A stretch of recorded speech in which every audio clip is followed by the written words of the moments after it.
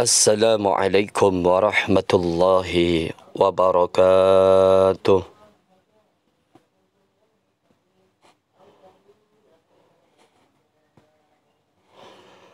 Alhamdulillah.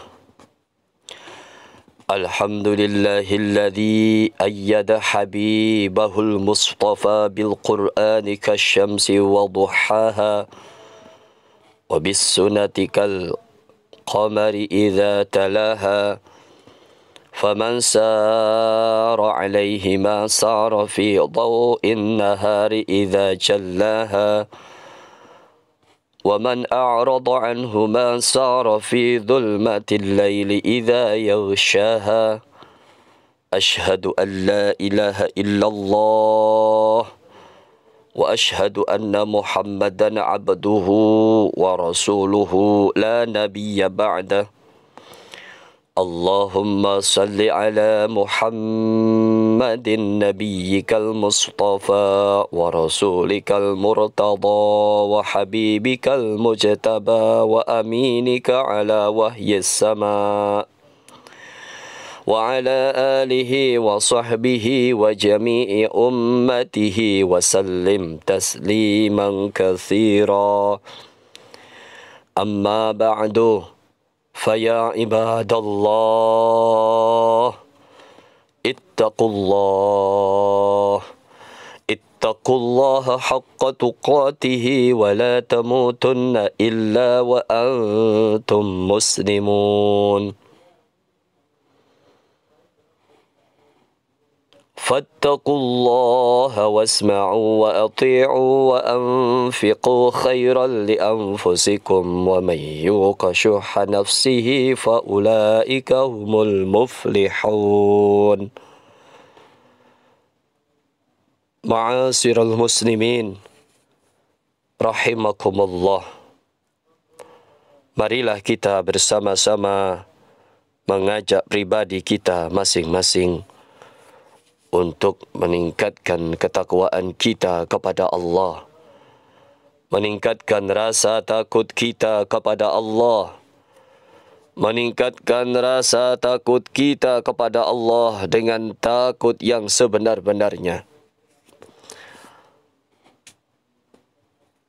dengan cara melaksanakan apa yang sudah diperintahkan Allah dan berusaha menjauhi apa saja yang telah dilarang oleh Allah Subhanahu wa ta'ala.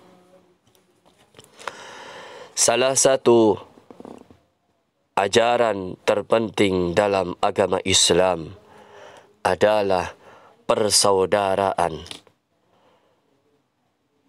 Yang sering kita dengar, persaudaraan ini disebut dengan ukhuwah. Sebuah kata yang sering kita dengar, sebuah kata yang sering kita temukan, walaupun bentuk dalam bahasa Indonesia yang baku. Al-Quran beberapa kali menyebutkan kata akhi yang artinya saudara laki-laki dan ukhti artinya saudara perempuan.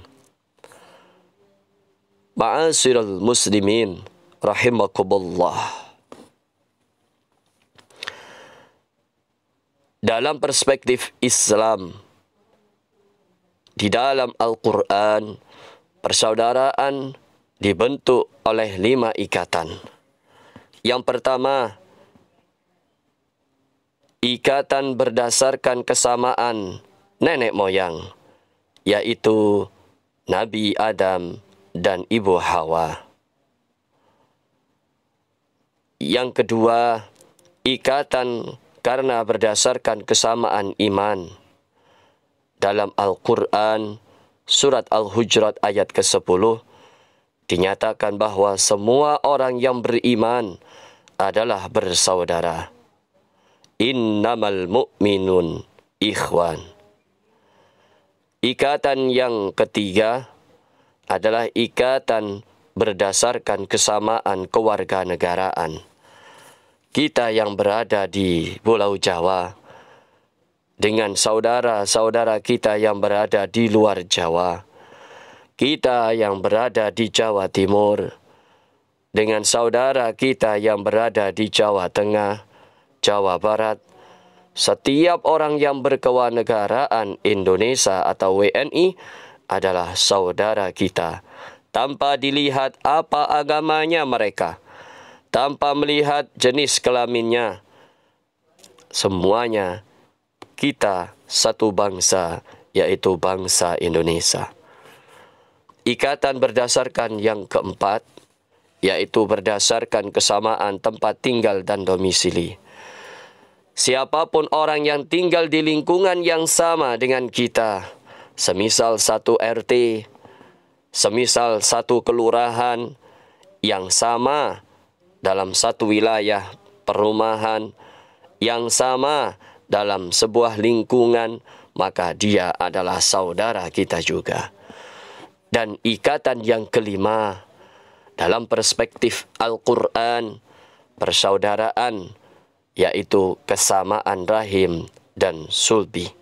Siapapun orangnya, jika ia terlahir dari ibu yang sama, ibu yang melahirkan kita, dan memiliki ayah yang sama dengan ayah kita, maka ia adalah saudara kita, yaitu saudara kandung kita.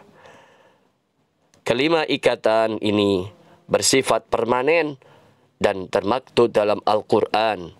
Dengan adanya pengakuan terhadap persaudaraan, maka timbullah hak dan kewajiban kita. Ma'asyiral muslimin rahimakumullah. Surat Al-Hujurat menyebut beberapa hak dan kewajiban yang muncul dari ikatan persaudaraan.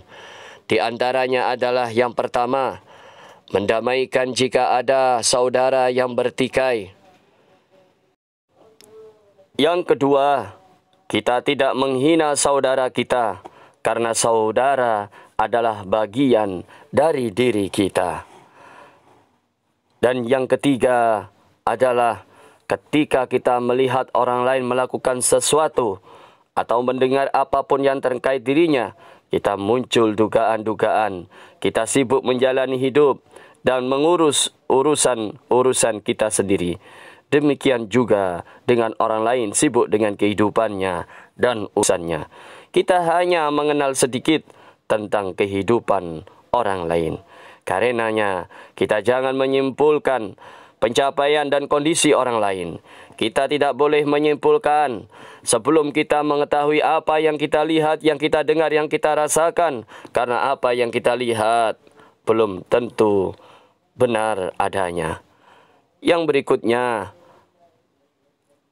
ketika kita masih dalam persaudaraan ini, tentu kita memanggil orang dengan namanya, bukan julukannya, bukan namanya. Memberikan julukan kepada orang lain seakan kita mengganti nama pemberian orang tuanya.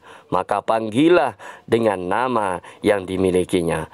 Dan yang berikutnya adalah kita dilarang mencari kesalahan-kesalahan orang lain. Dan yang terakhir, kita dilarang membicarakan aib orang lain. Kita tidak ingin aib kita dibicarakan oleh orang lain, maka orang lain juga demikian. Ma'asyiral muslimin rahimakumullah. Allah Subhanahu wa taala memanggil semua manusia siapapun orangnya tanpa dilihat agamanya, jenis kelaminnya, kewarganegaraannya dan usulnya. Perlu mendengar panggilan ini. Ayat ini menegaskan bahwa semua manusia adalah setara, walaupun memiliki banyak perbedaan dan kelebihan masing-masing. Ma'asyiral muslimin rahimakumullah. Semoga Allah Subhanahu wa taala menjadikan kita orang-orang yang mampu menjalankan semua perintahnya, menjauhi semua larangannya. Terutama sebentar lagi kita akan mengadakan sebuah pemilu. Pemilu, kita semua akan memilih pemimpin-pemimpin kita, perwakilan-perwakilan kita. Gesekan-gesekan sedang terjadi dalam lingkungan kita. Cemooh-cemoohan, semuanya ini tidak bisa kita pungkiri. Mau tidak mau, suka tidak suka, ini akan terjadi selama menjelang pemilu yang akan datang. Oleh karena itu, sikap apa yang harus kita lakukan? Maka sikap yang terbaik adalah saling menjaga diri kita dan menjaga lingkungan kita, menjaga persaudaraan yang selama ini terjalin. Bagaimana supaya persaudaraan yang ada ini tetap langgeng, tetap terjaga dengan sebaik-baiknya. Pilihan boleh beda, pekerjaan boleh beda, tapi persaudaraan semuanya di antara kita lebih utama. Barakallahu li wa lakum fil Qur'anil azim wa nafa'ani wa iyyakum bima fihi minal ayati wa dzikril hakim wa taqabbala minni wa minkum tilawatahu innahu huwas samiul alim. Aqulu qawli hadza wa astaghfirullahal azim li wa lakum wa lisairil muslimin wal muslimat fastaghfiruhu innahu huwal ghafurur rahim.